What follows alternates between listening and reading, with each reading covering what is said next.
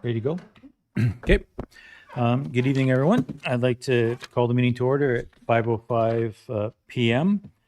Councillor Stakilo is online and Councillor Ray is unavailable for today's meeting.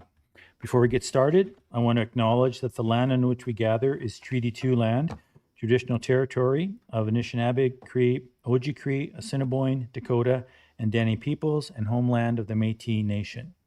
We affirm our commitment to moving forward in partnership with Indigenous communities in a spirit of collaboration and reconciliation.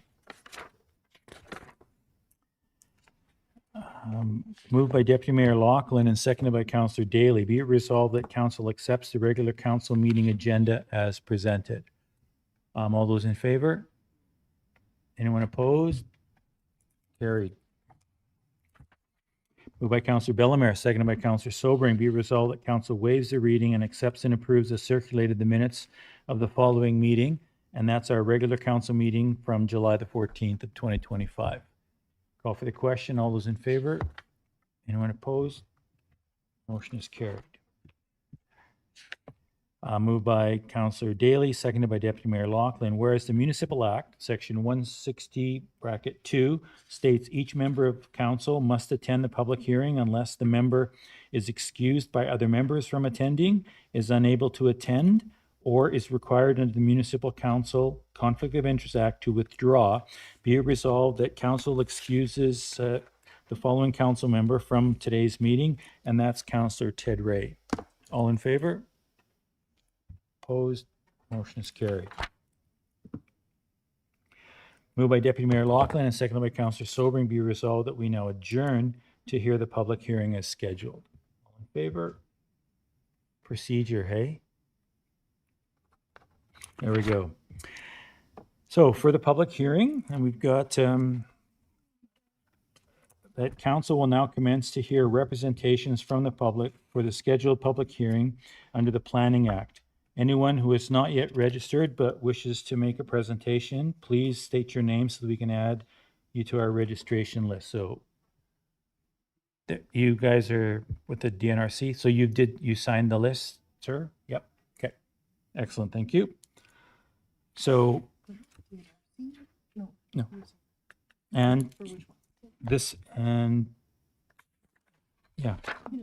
Yep. Sorry. So we have two public hearings today. You're here for the bylaw or the variance? Variance. Thank you. Okay, so it looks like Yvonne Lazinski, who was registered for the public hearing regarding the bylaws, has withdrawn participation. Is that correct? Yes, that's correct. Okay. So we'll proceed for that public hearing for the bylaw. And Charlotte, would you mind speaking to that item, please? Certainly. Thank you, Mr. Mayor. So today we're having a public hearing regarding an update to the City of Dauphin zoning bylaw. That is a bylaw that is mandated by the province for all municipalities to have. It is suggested that it's updated approximately every 5 years, and it has been 10 years since we've updated it. Recently, we updated our development plan, which is a more broad plan for our community, and the zoning bylaw should work hand in hand with the development plan. And we wanted to update the zoning bylaw so that it works better with the development plan. We also wanted to modernize the document and bring in some of the common things that we've been seeing or questions that we've been seeing over the last 10 years, bring it into the document so that we can move our community forward and do some better planning or better zoning regulation of certain things. Deputy City Manager Lisa Godet has a brief summary of some of the bigger changes, and she can present those now. Yes, certainly. Thank you. So we've modernized the zoning bylaw to align with current urban planning and development practices and to reflect trends and concepts that we've seen come up in different seen recently. So that would include things like secondary suites, solar collectors, cryptocurrency, wind energy generating systems, bike pathways, alternative landscaping, and some of those modern concepts. The document has been reorganized to be more user-friendly with frequently accessed tables at the front of the document and definitions at the end. So this is a document that we use regularly, especially in the building and engineering department, and we wanted to make sure it's organized to be as user-friendly as possible. It also reflects new zoning classifications. So, for example, previously we referred to residential single-family zone, residential multiple family zone, and now it's residential small scale, residential medium scale. The document also reflects a trend towards slightly greater housing density, so slightly smaller lot sizes and slightly smaller size minimums for houses, although the classic tiny homes are still not permitted. We've also updated the signage section, especially for signage in residential zones, so up to 2 non-commercial signs, including flags displayed as a form of expression, are allowed in residential zones. That's a change in this bylaw. We've reduced some of the parking requirements to make it easier for commercial businesses. So those are kind of the general changes in the bylaw as a whole. And then the bylaw passed first reading on July 14th, and then it was circulated to the interdepartmental circulation through community planning, and they came back with some comments, and we had to incorporate some of those changes into the bylaw before it goes to second reading today. And some of those changes between the last reading and this one is that we've changed kennels and animal pounds and pet daycares have changed from permitted in the applicable zones to conditional uses, just to be sure that if someone wants to establish a pet daycare or a kennel, that they provide a proposal to council, just ensuring that they're addressing all of the concerns we might have related to noise or the number of animals. We've also changed the minimum corner side yard setback for accessory structures has been changed from 3 meters to 1.5 meters. And we've also allowed for wording to be added regarding to detached garages. So if the garage has an interior yard access instead of access from the lane, then the garage can be set to 2 feet from the back lane instead of 5. So those are the major changes between the first reading and the reading today. Thank you. Thanks, Lisa and Charlotte. Any member of council have any additional comments or questions? No? All right. Is there anyone in attendance who wants to speak in objection to today's? Okay. No. So then the representations for this public hearing are now complete. We'll now move to the second item, which is a variance application 12-01-032-800 VO 25-01-02 for owner Jane Glazeman and applicant Brendan Ferris for Lot 5, Block 105, Plan 5, which is 216 6th Avenue Southeast, to vary the rear backyard setback from 1.5 meters to 0.6 meters to allow for the installation of a 24 by 30 detached garage and a concrete pad. And I'm assuming Brennan, and you want to speak in favor of this? Just please step up to the mic and push the button so the red light goes on. So the way the back lane has been surveyed, the back peg of the survey to where the hydro pole is in on the one side of the back lane is 10 feet. So if we were to put the garage 5 feet back from the property line, the garage would actually be 15 feet away from the back lane to where the hydro poles are. For some reason, there's a 10-foot variance between where the property line is and where the back lane starts. So we're trying to move the garage back 3 feet, which would bring it to 2 feet within the property line in the rear. And from the back of the garage, there'd still be 12 feet to the back lane. You could park a small vehicle there still. That's how much room there is. Ideally, we'd like to put the garage right on the property line, but then the overhang of the garage would be over the.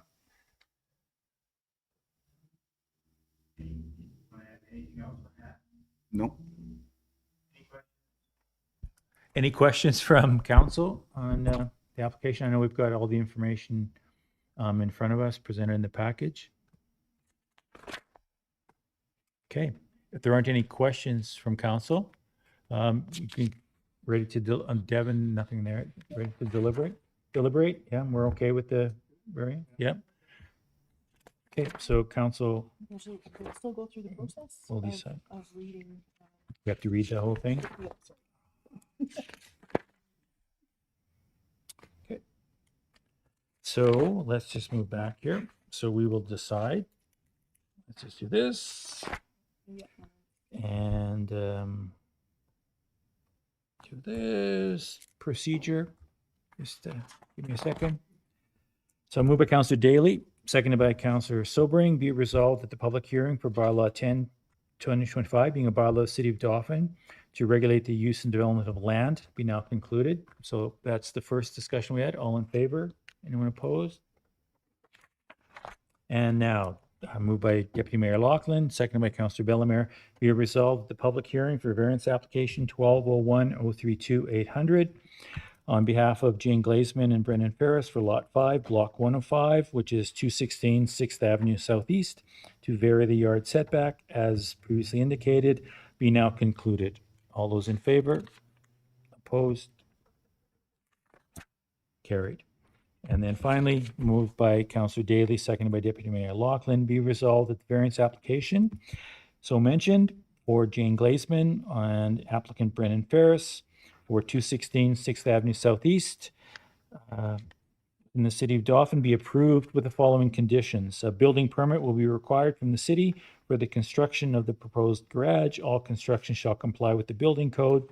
The second condition, that building layout and grading is the property owner's responsibility and shall be done in accordance with the city policy and the approved site plan. That the lot surface drainage cannot adversely affect any adjacent property. It's recommended that it be done in consultation and cooperation with adjacent property owners. That lane access to the detached garage is permitted, but no extra lane maintenance or snow clearing will be provided, and that lane access to the detached garage must not be from the side of the structure parallel to the lane. And I think those are all things that were discussed previously in the conversations with our building department. So call for the question. All in favor? Anyone opposed? You're done. It's been approved. Thank you. Process 17 different back and forths, but thanks very much for coming. You're welcome. All right. More process, more procedure. Moved by Councillor Stakilo, seconded by Councillor Sobering. Be resolved that council accepts the information. Well, we won't accept the information until we hear it first. So let's just park that. And we'll call on Amanda and Tammy and Stacy and Tolu to observe. We have some observers too. So come on up to the mic and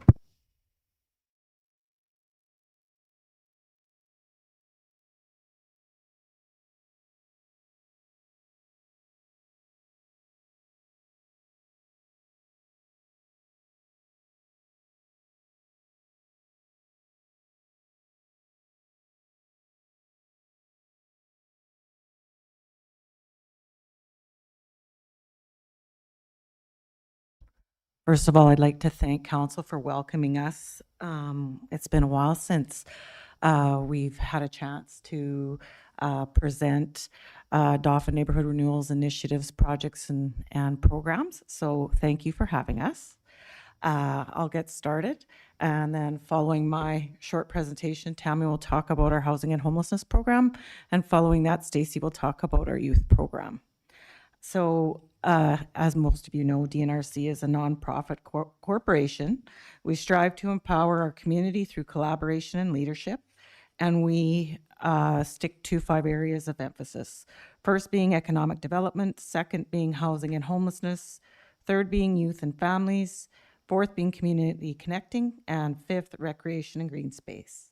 So through partnerships and with a number of government agencies, community groups, and organizations, DNR delivers meaningful programs that concentrate on pockets of need.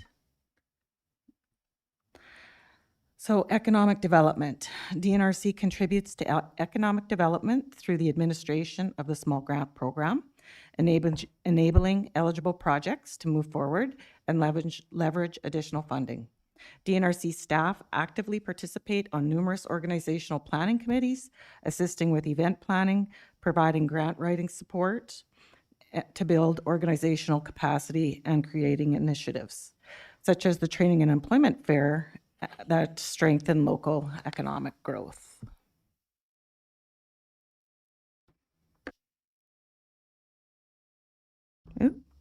Housing and homelessness. In March of 2025, DNRC hosted an open house to address the urgent housing needs of the community, including support for Parkland Crossing tenants facing eviction. In the fall of 2024, DNRC organized an indoor garage sale with all proceeds headed over to the food bank.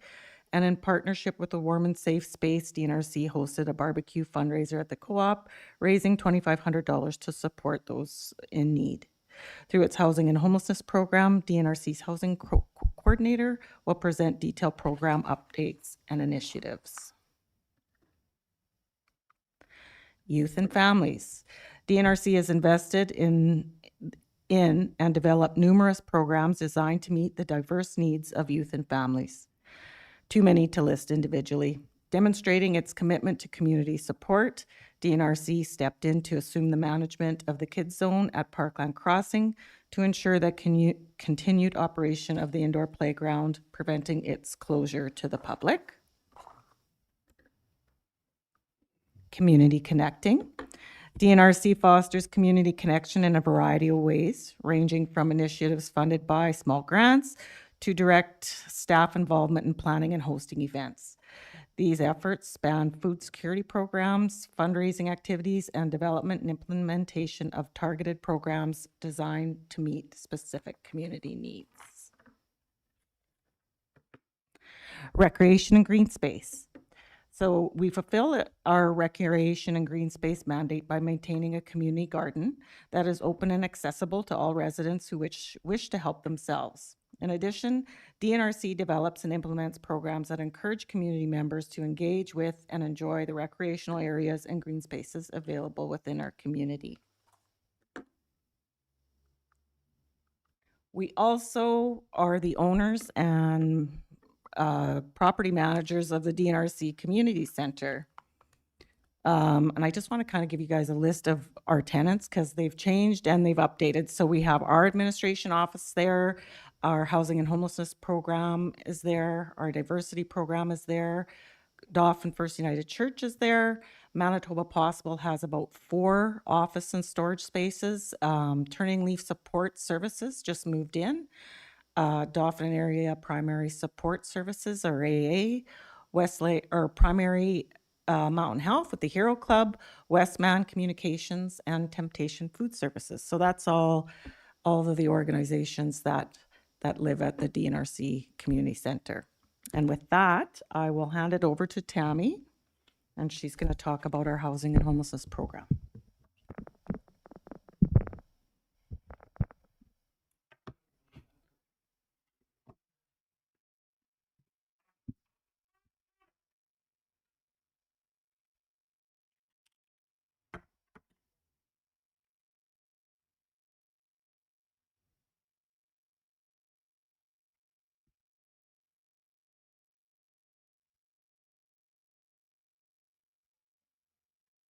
Can you click that little slideshow at the top?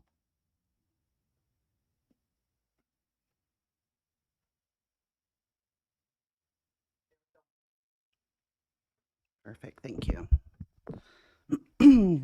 Okay, so my name is Tammy Chief. I started with DNRC's Housing and Homelessness Program beginning of May. I will be there until the end of August, or August 22nd, and then I'm going to renew my contract on a part-time basis. So the Housing and Homelessness Program was established in late 2023. The housing team provides general case management to individuals experiencing chronic episodic, temporary homelessness, or at risk of homelessness.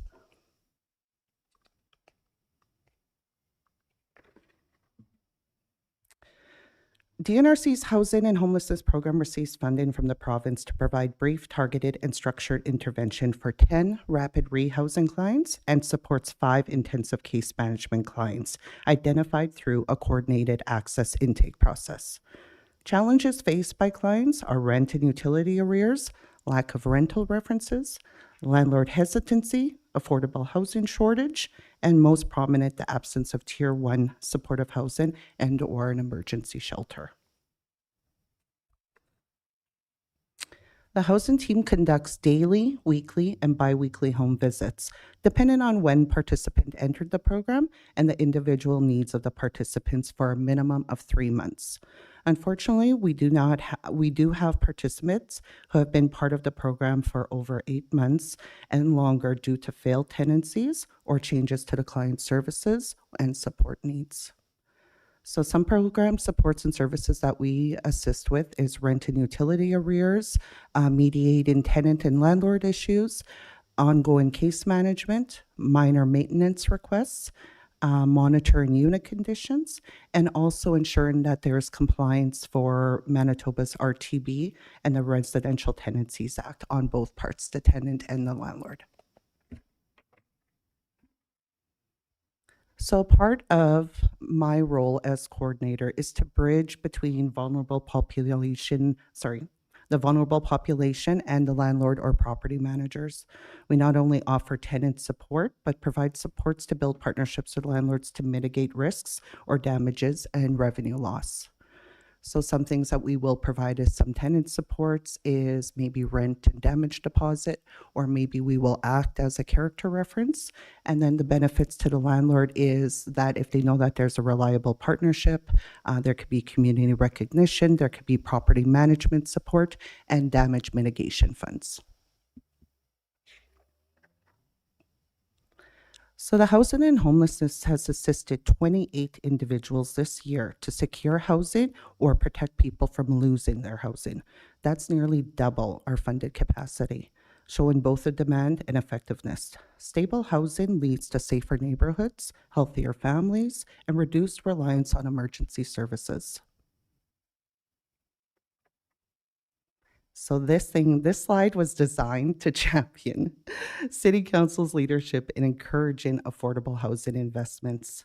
These investments don't just provide shelter, they stimulate local trades, property management, and service sectors, driving economic growth right here in Dauphin. If housing stability is integrated in municipal policy and land use planning, we can work together to close a critical gap in Dauphin's housing infrastructure and build a more resilient, inclusive community. So some little things that I earmarked was policy integration, so positioning the housing strategy as a pillar of the Dauphin Economics Development and Safety Plan, land use leadership, aligning municipal land use planning with housing needs, and strategic collaboration, so maybe being a partner to pilot a Tier 1 shelter with integrated support systems.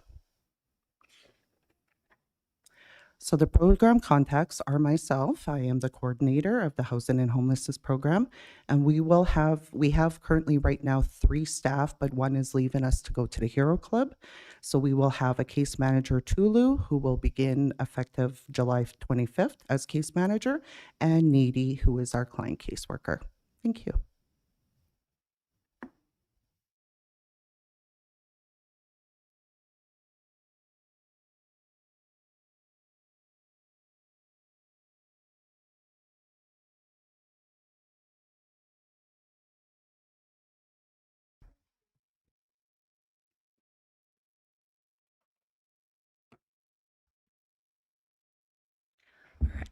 All right, my name is Stacy. I'm here as the program coordinator for the Diversity Youth Employment Readiness Program at DNRC. As we know, many youth in our community are facing barriers to securing meaningful employment. It may be lack of education or experience. It could be that securing housing, childcare, or transportation just isn't accessible. Maybe getting a job is just incredibly daunting. From figuring out what your skills are to putting them on a resume to navigating job openings and the application process.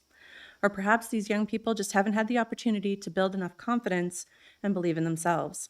DNRC Diversity's objective is to help youth overcome these barriers and find careers that work for them. Diversity is the local name of the project. Through our primary funder, Employment and Social Development Canada, it's known as the Youth Employment and Skills Strategy Program. This project is currently funded for 2 years, from last November 2024 to October 2026.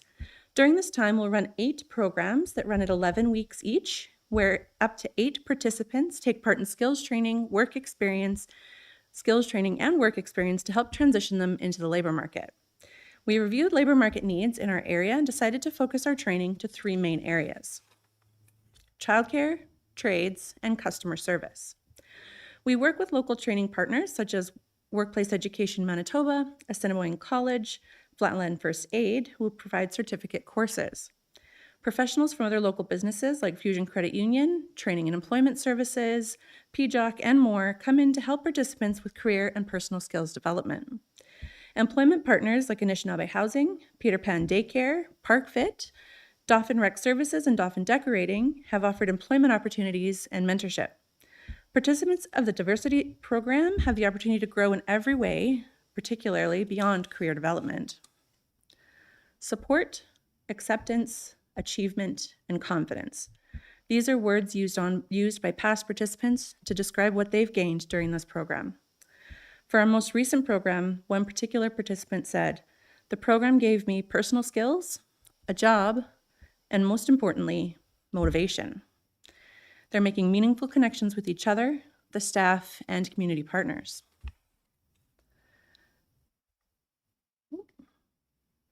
Diversity isn't just about the jobs. It's about engaging people and helping them discover that they have a future right here in our city.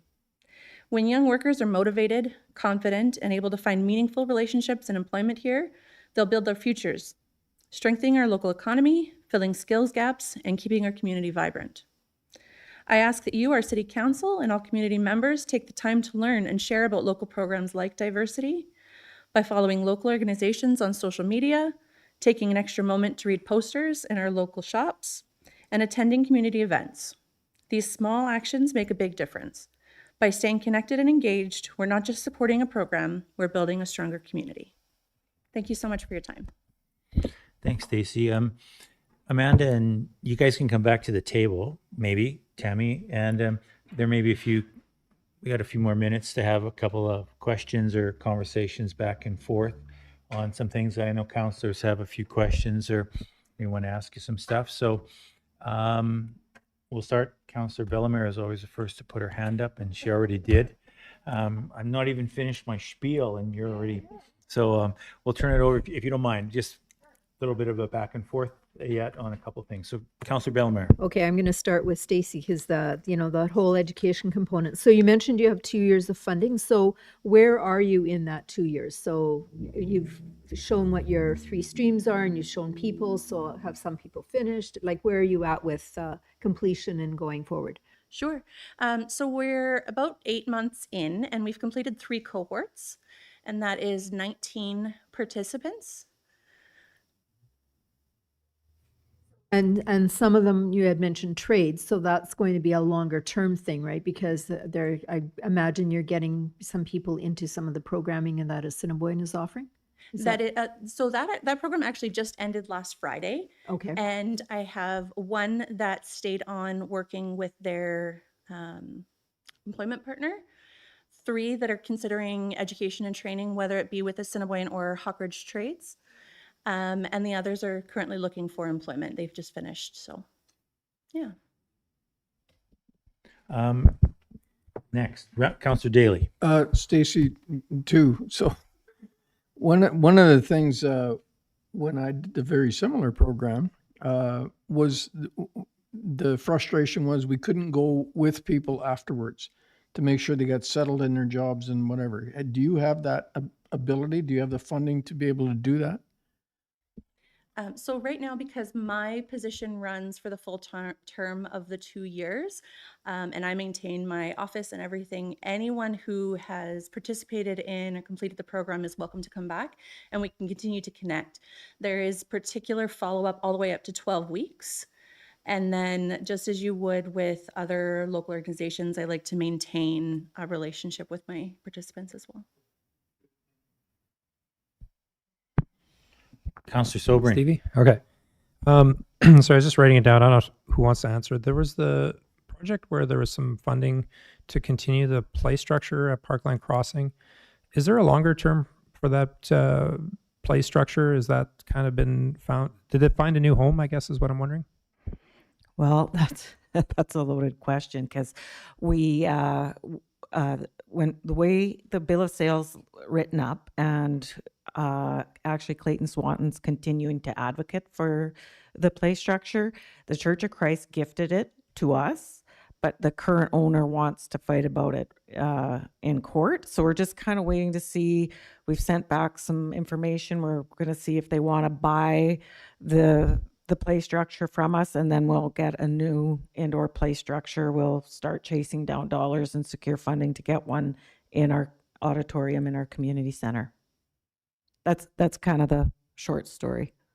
Okay, you own it, but you can't just take it out. You just have to.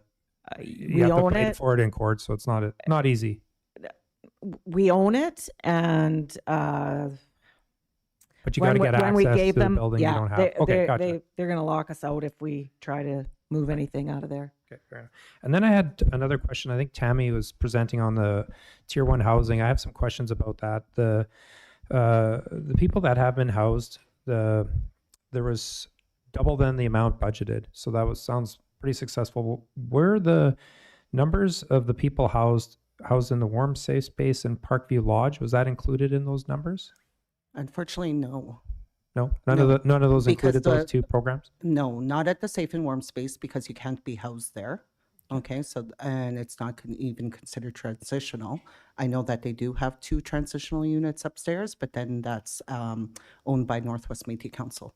Okay. Housing Foundations, we are having a little bit of a struggle as to how they are accepting client referrals and who can go in there. It's a little bit of back and forth, and some of the information is contradicting itself. So I still need to have more conversations with the team about that and seeing if we could start integrating some of our clients there.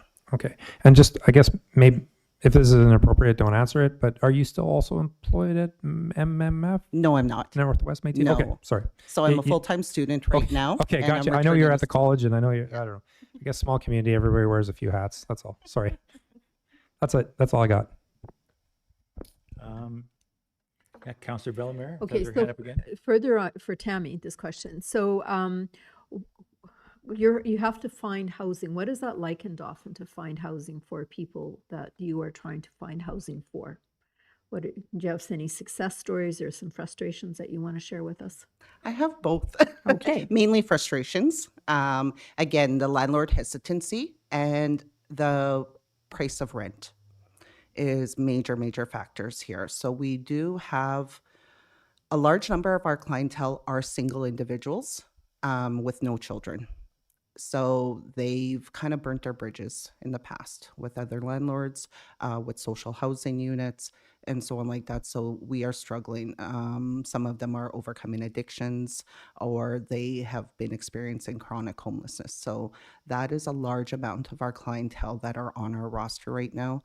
So while I say successfully we house 28 individuals or, people with families this year, we have about double that on our roster. Okay, so that we are just we're not necessarily providing financial assistance, but we're helping them navigate.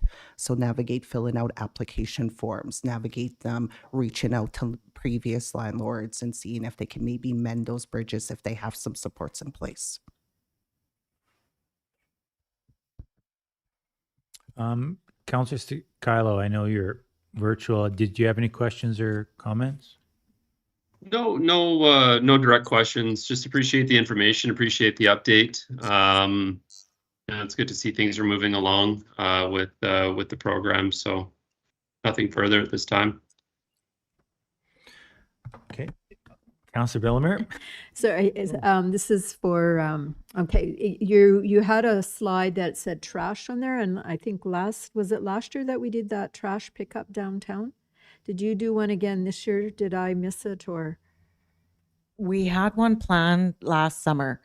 We did one last summer, and then we just helped PMH. Our staff came and volunteered and helped with the one that they did, the community cleanup this spring. Was that the Sharps one? Or, Yeah. yeah, okay. So it was done, but through the Sharps kind of advertising? I don't. Yeah, but it's on the same day. It was on the same day, but we also picked up, I don't know, tons of bags of garbage. Yeah. I know Daly and I got our hands pretty dirty. Yeah, touching some dirty stuff. It was a good Tammy, day. do you have, so you've worked with everybody in the housing sort of industry, as it were. Is there still an issue with trying to compete over property or program dollars, or like, is that some of your frustration that?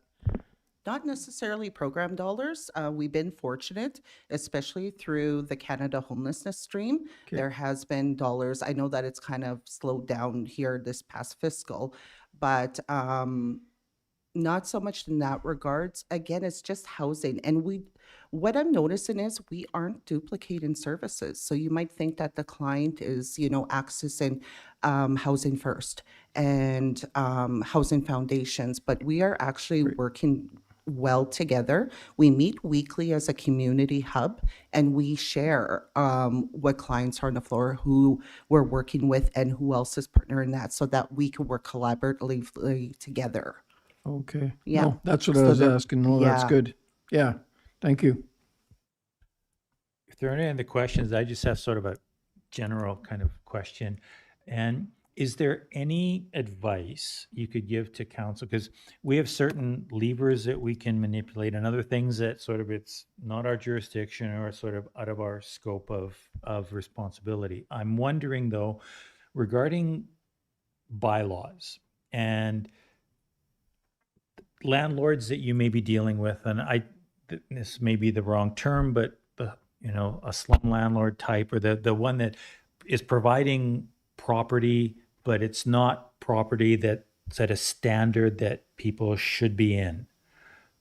Is that an issue or is that a concern? Because when we look at the community and the number of houses that are either vacant or in need of repair, yet, what we're trying to figure out is how do we engage with the proper funding agency, whether it's the province or the feds or whoever, to say, help this organization get their inventory up to a standard that we can actually safely put people into.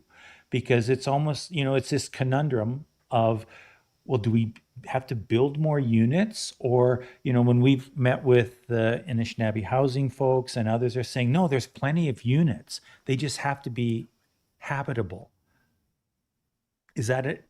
Oh, definitely. Okay. Yeah. So this is an ultimate dream of mine. So as the coordinator, what I have been going back and forth with Amanda about, and I would love to spearhead some kind of project or like a pilot where we work with one of our landlords. Maybe that's kind of looking at maybe selling off property, or maybe doesn't really want to worry about that property management anymore, and looking at that we, as DNRC housing program, we take over the property management program, and then we put our clients in there. We can monitor their use of the space and everything like that, and hopefully use it as transitional housing. So then that way they could formulate this reference, this good standing as a tenant to move on to something else. So with our current funding, because it wasn't fully staffed, there was some surplus. We have a meeting with the province this week, and I am requesting that we be allowed to keep that excess surplus and use that towards working with one of a landlord to renovate or repair one of their older units so that we could house our clients in there. And that, one of the issues that I think you brought up was the whole notion of sort of landlord hesitancy. So then if you become technically the landlord, but you're working with the client through the process, then the likelihood of issues arising or whatever because of your relationship might be different. So yeah, that's an interesting idea. And then Yeah. some might not be ready yet to lose, Yeah. that income, that revenue there. So then they would collect the rent from DNRC, Mhm. and then we would go about collecting the rent from whoever it Right, is, if it's the client or EIA or whatnot. Lisa or Charla, Tyne, Bernardo. Anyone have any other questions before we thank them for the presentation? No, just, I and I'll just be, want to ask yeah. one quick question of council in regards to like zoning and bylaws. Because it's a residential home, would there be any issues if you changed it from just a single dwelling to a multiple dwelling? Does that have to go before council? So say if I put, I put 3 different people into a 4-bedroom house. Yeah, so we might have to take a look at if it would be considered like a rooming house. Yes. That kind of thing. So we do have something in our zoning bylaw that allows for that. And it would be a call to us and just say the plans and see what the process is. I don't know it off the top of my head, but that is something that is provided for in our zoning bylaw. Awesome. Thank you so much. Then to wrap up, I'd just like to, Amanda, when you surround yourself with other good people, stuff happens. And so that's one thing that is really interesting to see, that the folks you've got around the table now, from, not that I've known you for 100 years or anything, but it's nice to see that, you've got more people to work with. And I think it's reflected in some of the programming that is occurring. And, when you got one person cooking and cleaning and schlepping the tables and then working the till, not as good as having a server and a cook and a dishwasher in the back and, more hands. So again, thanks for coming in and making the presentation, and we appreciate it. And if there's any other times that you want to come and present in person, or keep sending emails and notes and notices and stuff, we appreciate it. So thanks very much and welcome aboard. You can come next time and talk if you want. But yeah. Okay, thank you. Thanks for coming.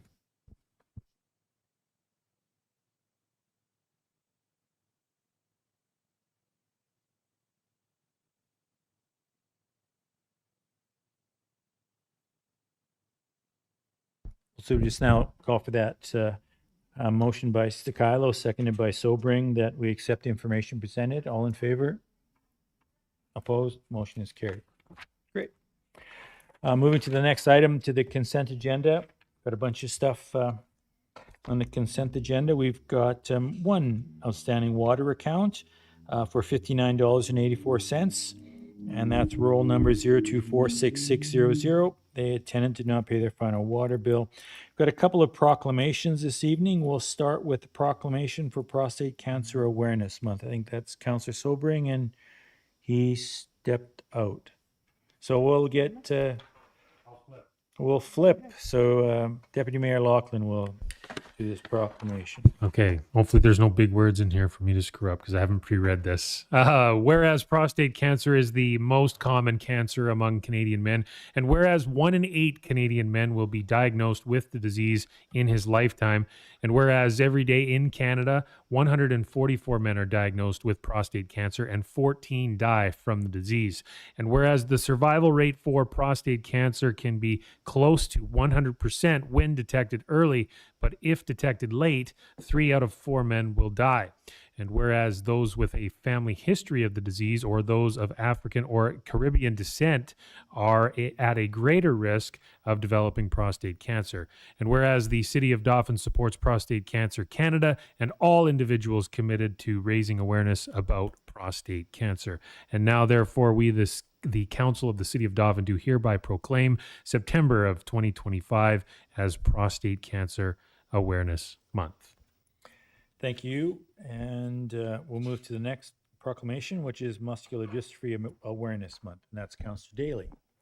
Thank you, Mr. Mayor. Whereas muscular dystrophy is a group of neuromuscular disorders that have no known cure, and in almost all cases, there are few treatments and no way to stop the disorder's progression. And whereas Muscular Dystrophy Canada is a national nonprofit organization committed to funding research in the causes, treatments, and eventual cure of neuromuscular disorders, as well as providing public education and services to people with neuromuscular disorders. And whereas people today have the opportunity to live longer lives because of breakthroughs in medical research. And whereas only through the support of the community may a cure be found.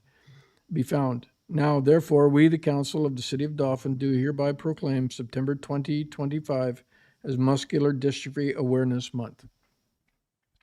Thank you. And the final proclamation, Councillor Sobering. Thank you, Mr. Mayor. Whereas Welcoming Week in Canada is designated as September 12th to the 21st, 2025, and whereas Welcoming Week is an annual celebration to come together as individuals and groups to celebrate our strengths and differences and recognize that we are at our best when everyone feels welcome and like they belong in their local community. And whereas during this week, it is encouraged that citizens show support and celebrate our community's vibrant diversity. And whereas during this week, organizations offer events and programming to help further support newcomers and immigrants to the area. And whereas we, the council, urge all citizens to show their support and celebrate Welcoming Week. And whereas council recognizes that the more welcoming communities are, the more newcomers feel at home and contribute locally. And whereas we recognize the efforts of the Dauphin and Area Welcoming Communities Coalition and the Parkland Chamber of Commerce in the support given to newcomers and immigrants across the Parkland region, and that we are all stronger together. Therefore, we, the Council of the City of Dauphin, hereby proclaim September 12th to the 21st, 2025 as Welcoming Week. Thank you very much, Councillor Sobering. We have a couple of filing items. We have the newsletter from the Community Futures Parkland for the month of August, the Prairie Mountain Health Plus newsletter for summer 2025, and the mission records from 24-25 from Stars Manitoba. Moved by Deputy Mayor Laughlin, seconded by Councillor Bellemare, that all items listed in red under the consent agenda be approved and form part of these minutes. All in favor? Opposed? Seeing none, the motion is carried. Moved by Councillor Sobering, seconded by Deputy Mayor Laughlin, be resolved that we accept the corporate report for today's meeting from the City Manager. Charlotte, are there any highlights from that report? Certainly. Thank you, Mr. Mayor. Maybe wanted to highlight a couple of things, two things for sure. One was my participation in some roundtables for the Dauphin Center for Justice, or DCJ, as the province has been referring it to. I can't really share a lot of the details of what was talked about or what was presented in those roundtables, but I was part of discussions. There was a kickoff meeting in May, which I believe I mentioned, and then 2 meetings in July. Regional and economic impact and supporting infrastructure was one of the topics that we discussed. And the next one was prevention and reintegration, which talked a little bit more about programming or things that we wanted to see. I guess it's see the center provide for our community. We talked a lot about what Dauphin has, what Dauphin needs, and how do we bridge that gap. So this was part of phase 1 of the project, and it's run by a consultant hired by the province, and we're expecting to see phase 1 wrap up at the end of August or beginning of September with a report. Second thing I wanted to say was regarding our Director of Public Works and Operations. First, I wanted to say thank you to, I know we talked a little bit at our last council meeting about Mike Van Alstyne, that being his last week of work, but again, thank you to him for his years of service, about 4 years with the City of Dauphin. He remains working in Dauphin, so he did not lose a family from our community, so that's good. And he did a lot of help. He helped us a lot move the needle on some large projects like the South End Drainage System, our Buckwald Bridge deck rehabilitation, redesign of the shop yard, and the lagoon, starting the lagoon upgrade. Welcome to Bernardo Pasco. So July 28th marked Bernardo's first day as the city's Director of Public Works and Operations, taking over from Mike. Bernardo brings years of experience as a municipal engineer in other municipalities, as well as some Chief Administrative Officer experience. So I can draw on some of his expertise if I have any questions. So thank you very much, Bernardo, for being here. And maybe the last thing, I have been with the City of Dauphin for 14 years. Sometimes I still feel like the new kid, but I guess I'm not anymore. So for 7 years, we're Deputy City Manager, last 7 years as City Manager. So thank you to this council and previous councils for support. Thanks to the community for always telling me what I'm doing, right, wrong, or otherwise. And tremendous thank you to staff for really helping this community to continue to move forward and be progressive and take things and move them to the next level to make sure the Dauphin is a great place to live, work, and play. And that's it. Thank you. Thank you. Any questions for Charlotte for any member of council?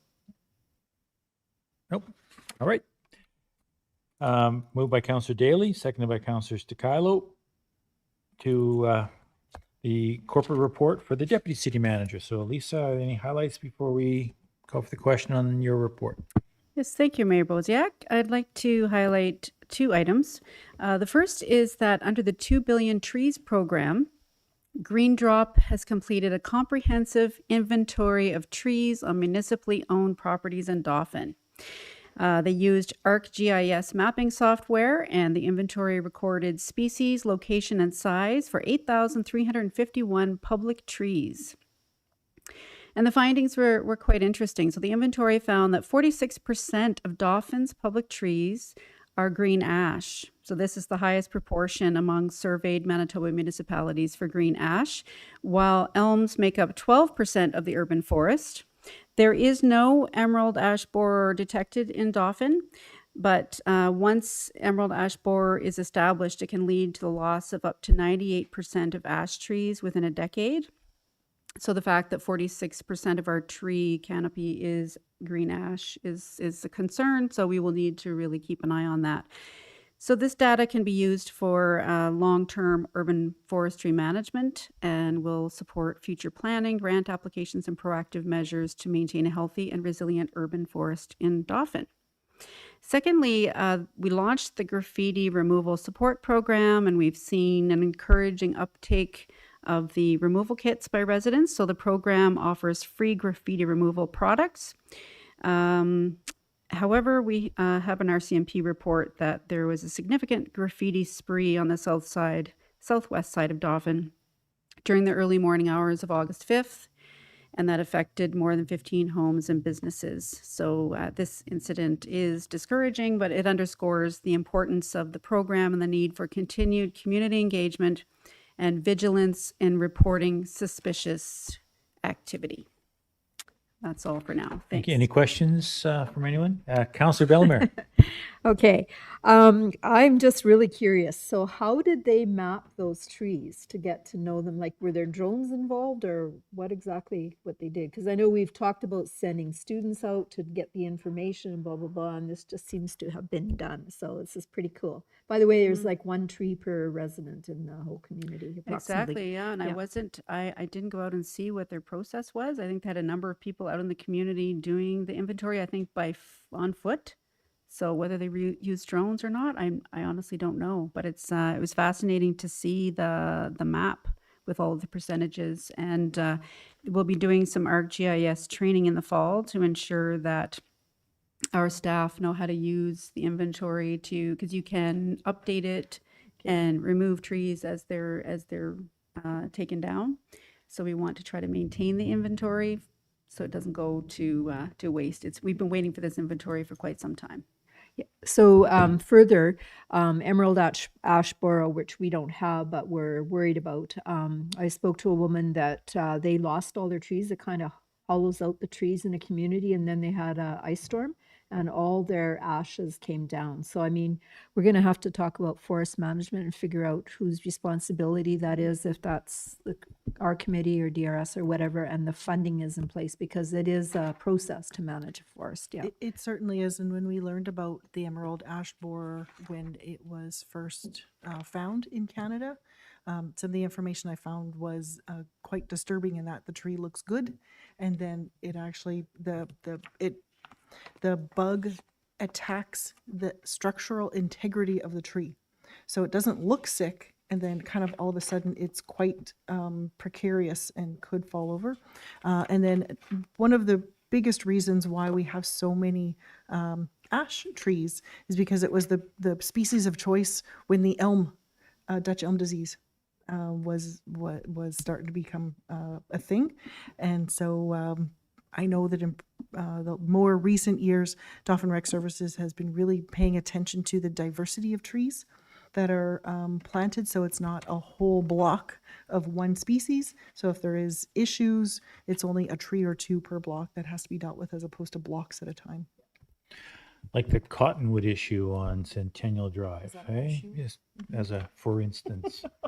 perfect tree for 30 years and then a disaster, right? Yeah. Anyhow, thanks for that, Lisa and Charla, and good information there. I'm going to assume that both of those corporate reports are accepted. All in favor? Yep. Excellent.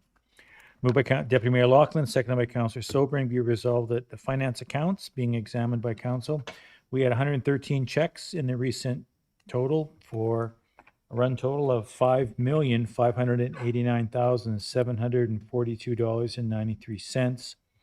There were no voided checks in the current range. There was one voided check in the past range, which is a check to the Minister of Finance in the amount of $2,078.51 because of a check reissued for revised dollar value. In the current period, there were 5 electronic fund transfers for a total of $32,788.94. And in July, there were 7 additional transfers for a total of $220,592.28. Any questions or comments regarding this financial report? Question? Yep, Charlotte? Just to make a comment, usually we do not have $5.5 million of checks going through. So a couple contributing factors. One, we only have 1 month of, one meeting this month. So we do have more than usual. Secondly, if in our checks, we take a look, there's 4 checks that total $4.7 million. 2 of them to our contractor for $1.25 million, who's working on the lagoon. Then we also have the education tax levies that go to the province and to the Mountain View School Division that we collected, and that's reflected in this amount. I usually notice when I'm signing the checks on how many decimal places and where the comma is, and yeah, Couple big I ones. gasped a couple times, but good. All in favor? Anyone opposed? Motion is carried. Moved by Councillor Stakilo, seconded by Councillor Daly. Be resolved that we accept as information the unaudited financial statements for the period ending May 31st, and that includes the general fund balance sheet and income statement and the utility fund balance sheet and income statement. Any questions or comments regarding these reports? Call for the question. All in favor? Opposed? None. Carried. Moved by Councillor Sobering, seconded by Deputy Mayor Laughlin. Be resolved that we accept as information the reserve report for the period ending May 2025. Questions or comments regarding this report? Yes. Yeah, just one question. Will we see on here the development reserve? Am I reading the wrong title of it? Because I know when we created the economic development or the reserve that we just created, it was going to be kind of a repurposing of an existing reserve. Is that on here yet? Let me look for that and I'll get back to you. Okay, thanks. Any other questions? Any other questions? All in favor? Carried. Moved by Councillor Daly, seconded by Councillor Bellemare. Be resolved that Council accepts as information the 2025 property tax collection report. Any questions or comments regarding this report? Councillor Sobering. Yeah, sorry. Yeah, I got a twofer. I just wanted to ask if I know it's just a little higher this year than typical. Are we alarmed, or is this just because of inflation? Just we're collecting a bigger amount, so there's a bigger amount outstanding, or? Certainly. So I talked to the director of finance before the meeting just to say, hey, what's the highlights? And so he said the number of properties in arrears is less, which is good. However, the dollar value is higher than average, and that is contributed to one particular or a couple particular properties that have higher values in arrears. Any other questions or comments? All in favor? Opposed? Carried. Moved by Deputy Mayor Laughlin, seconded by Councillor Stakilo. Be resolved that Council accepts as information the engineering report from the building inspector. Any questions regarding the building inspector's report? All in favor? Opposed? Carried. Moved by Councillor Stakilo, seconded by Deputy Mayor Laughlin. Be resolved that we accept information the Protective Services report from the bylaw enforcement officer. Any questions regarding this report? All in favor? Anyone opposed? Moved by Deputy Mayor Laughlin, seconded by Councillor Daly. Be it Resolved that we accept the Animal Services Officer's report. Councillor Bellemare. So question for Lisa. So the animal services officer is doing the trapping of the feral animals and the spay, neuter, and release, correct? And that information is in the budget numbers. Can that information be put into his report as well? Because he does the SNAP numbers too, right, in there? Could we get those? Yes, and I think on the previous report, we did have the numbers in there for TNR. So I think the fact that there are no numbers here means there were no TNRs for July. So Okay. I think that program is probably going to fluctuate depending on Okay. On how easy it is to trap the cats. But I think those numbers will show up here for TNR. Okay. Yeah. Okay, because I saw them in the budget numbers, but okay. So it's just the timing of the report. I think so, yes. Perfect, thank you. All in favor? Anyone opposed? Carried. Moved by Deputy Mayor Loughlin, seconded by Councillor Stakilo. Whereas the 2024 Cross Canada Survey of Radon Exposure in the residential buildings of urban and rural communities found that 43% of homes in Manitoba exceed the national radon guidelines of 200 BQM squared. Becquerels per square meter, just for you, chemical technique people. And Health Canada has estimated at 256 lung cancer deaths to be directly attributable to indoor radon exposure in Manitoba in 2024. And whereas on May 27th of this year, Council passed Resolution 2025-289, sponsoring a Category 1 municipal issue resolution to the AMM, calling on the province to develop and implement a comprehensive radon action strategy. And whereas the AMM forwarded this resolution to the Honourable Uzoma Azaquera, Minister of Health, Seniors and Long-Term Care, by letter dated July 9th, requesting an official provincial response, be it resolved that Council accepts this information. Follow-up correspondence dated July 22nd from myself on behalf of Council to Minister Azaquera, reinforcing the urgency of this matter and requesting the province take coordinated action on radar awareness, testing, mitigation, and public education. Questions or comments regarding this? All in favor? Opposed? Carried. Moved by Councillor Bellemare, seconded by Deputy Mayor Loughlin. Whereas the city released a request for proposal for the preliminary and detailed design for Phase 1 of 2nd Avenue Northwest, the Craft District Corridor Revitalization Project, in accordance with the city's procurement policy, and whereas 2 proposals were received and evaluated based on criteria that included overall proposal suitability, schedule, service quality, reputation, value, and cost, with Urban Systems Limited of Winnipeg receiving the highest total score of 95 points. Be resolved that Council accepts this information. A memo dated July 30th from the Economic Development Manager recommending that Council accepts the proposal from Urban Systems for a total of $69,839 plus taxes. Further be resolved that Council agrees with the Economic Development Manager's recommendation and awards the contract for the preliminary and detailed design for Phase 1 of the Craft District in the amount of $69,839 plus taxes, with an additional contingency of up to $20,000 for engineering services and project management if required. Questions or comments regarding this? Martine, do you need to speak to it at all? No? Call for the question then. All in favor? Anyone opposed? Moving forward. Yay.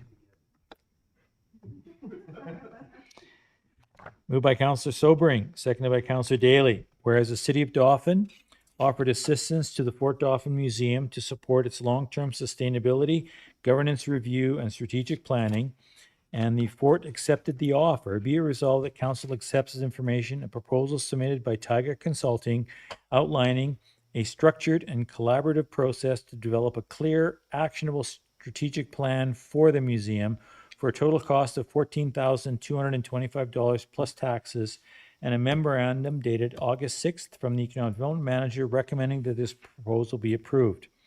Further be resolved that Council values the Fort's role in attracting visitors and preserving local heritage, and authorizes the contract for the strategic planning to be awarded to Tega Consulting in the amount of $14,225 plus taxes to be funded from the Economic Development and Tourism Reserve to work with the work to commence in September of this year with a final plan to be submitted by March 31st of next year.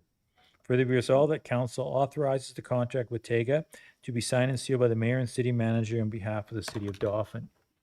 I'd like to speak to this only because we've seen the success of a previous similar contract with the Watson Arts Center and the work that the Arts Center has done in the previous 2 years after they went through a similar process and identified their strategic direction. So we finally got the fort to come to the table, and I'm actually equally pleased that in addition to having conversations with the president, Dennis Forbes, that a board member actually came forward and basically got the fort to act on this offer. So I'm just really pleased that they've come to the table and agree with it. I don't know, Martine, if anyone else wants to speak to this? In favor or opposed to it? No? Okay, then call for the question. All in favor? Anyone opposed? Motion is carried. Thank you very much. I think this is going to be great. Moved by Councillor Stakilo and seconded by Deputy Mayor Laughlin, whereas Country Fest Community Cinema, referred to as Dauphin Community Cinema, Inc., in the agreement holds a lease agreement with CNR for the use of a parking lot on First Avenue Southeast, which expired on June the 30th of this year. Be it resolved that council accepts as information correspondence dated July 11th from Jessica Vitello, the asset manager of CN, offering to renew the lease agreement under the following terms. A further term of 5 years, commencing July 1 of this year and ending June 30th of 2030, and an annual rental payment of $2,750 plus taxes payable in advance on July 1st of each year. And a memo dated August 8th from the Deputy City Manager recommending that this agreement be approved. Further be resolved that Council agrees with the Deputy City Manager's recommendation and authorizes the CN land lease agreement for the cinema to be signed and sealed by the Mayor and City Manager on behalf of the city. Questions or comments regarding this resolution? Councillor Bellemare. I didn't realize they had a parking lot. Where is it? So I know it's there, but just, is there a sign or? There is a sign, it's blue, and it said this parking lot is provided by the fund, provided for the cinema, from the city, I believe it is, something that was put in place long ago, but it was a requirement of the development of the cinema to have some associated parking, and that was where it was said to be. Now, that same area is sort of shared by the rest of the rec complex, Parkland Rec Complex, specifically for a hockey game or for the fair, things like that. So we use that as well. So between their paved space in between the two facilities and the space along the tracks, we seem to have a good amount of parking for the facilities.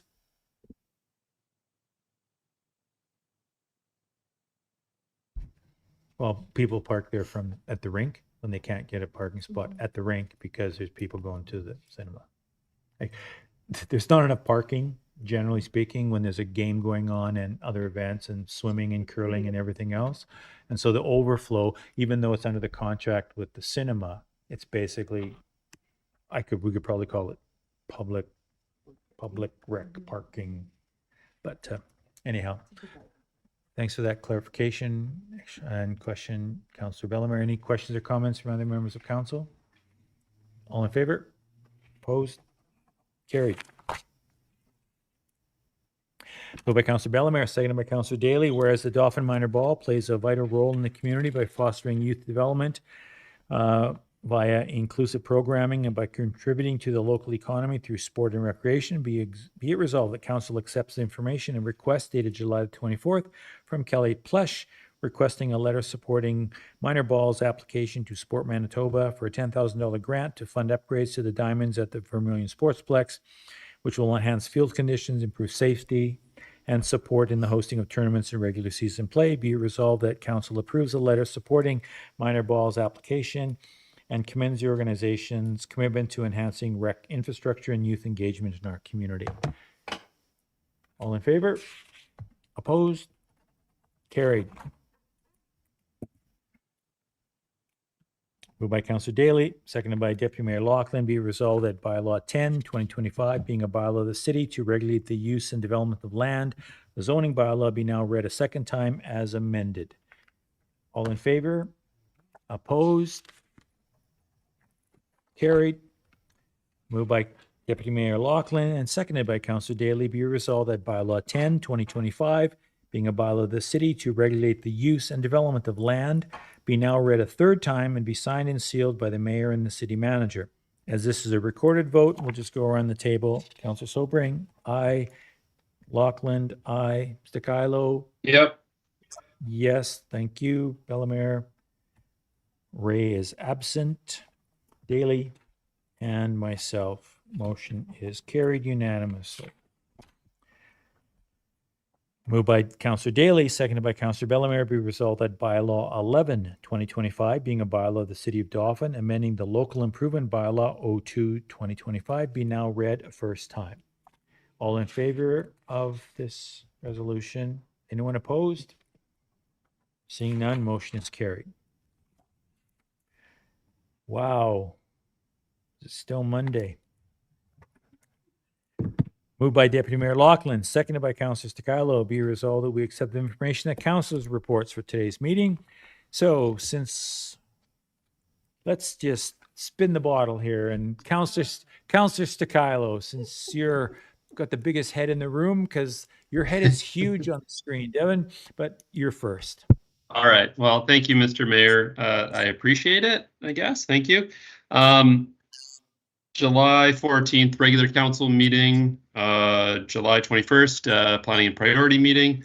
I was able to attend the street fair on July 31st. Always a great event and well attended and fantastic entertainment. August 1st, I was able to put in a volunteer shift up at the Ukrainian festival. It was great to see the large crowd there, and it was ended up. It's always a lot of fun when you're able to attend those events and see all the see the entertainment and the people attending the event having a good time. On August 2nd, able to participate in the parade, and yeah, another fantastic crowd at the parade, and it was pretty hot that morning, but we got through it, and it was good.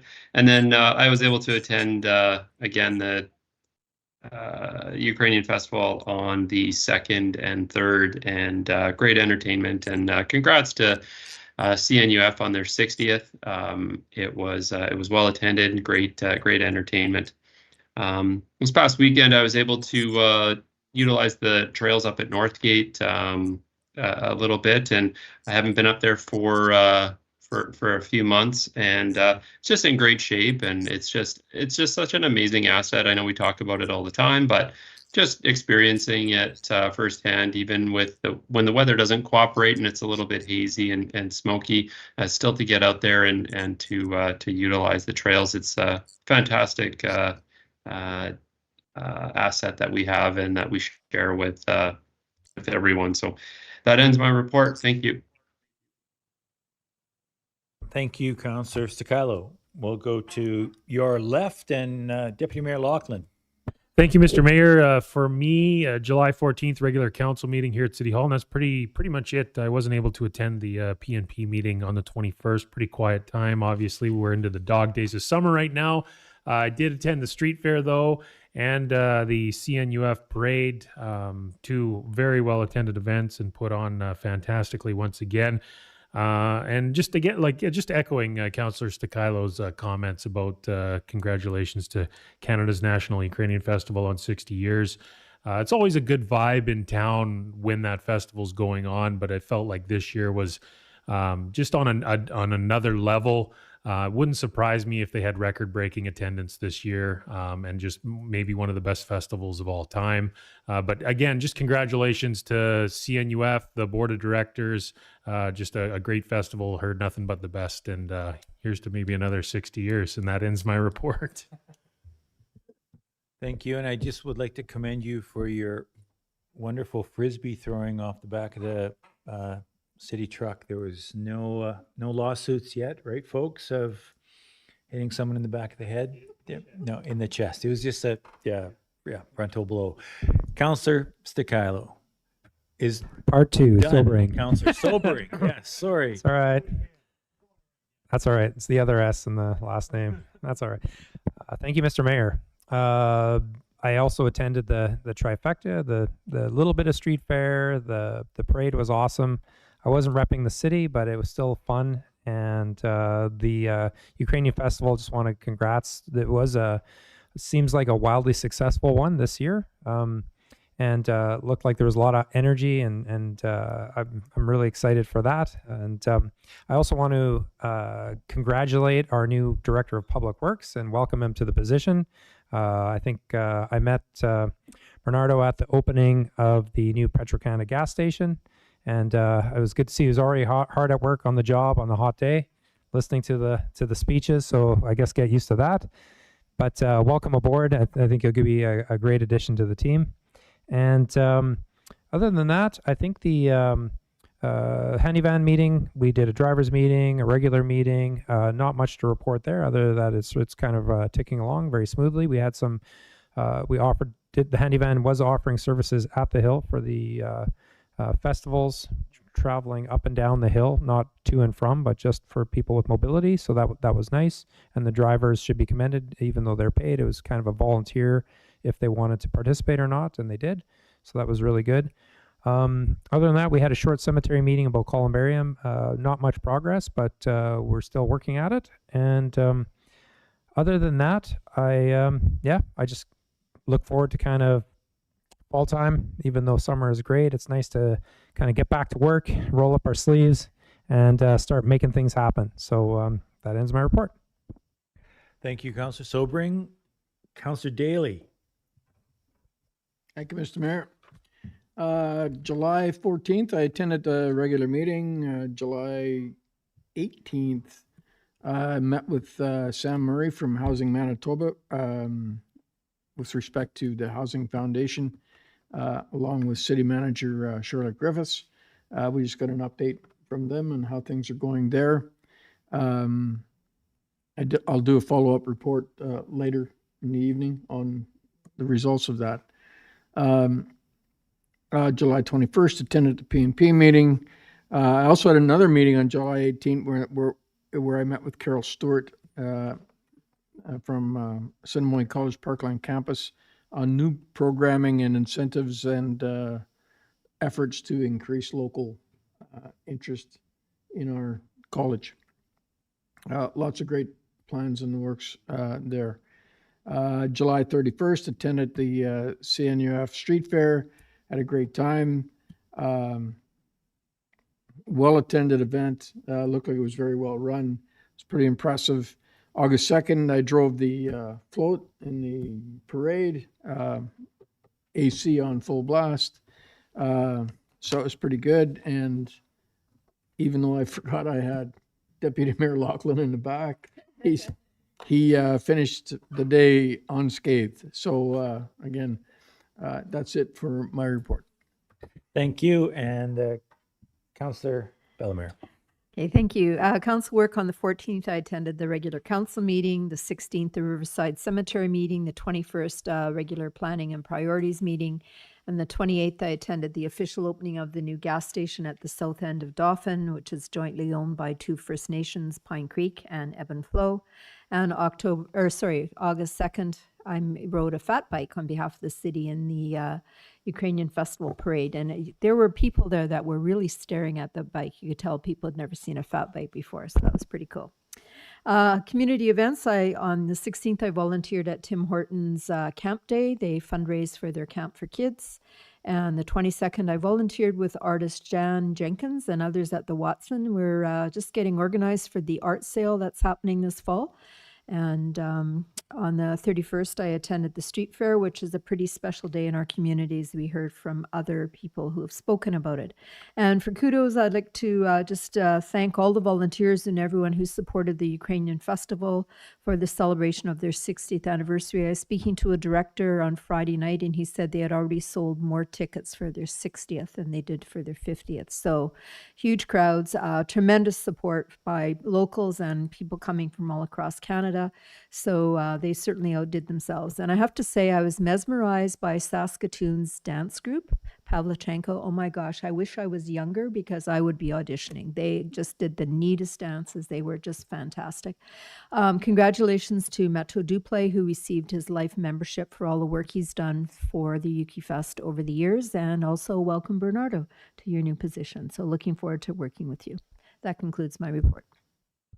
Thank you.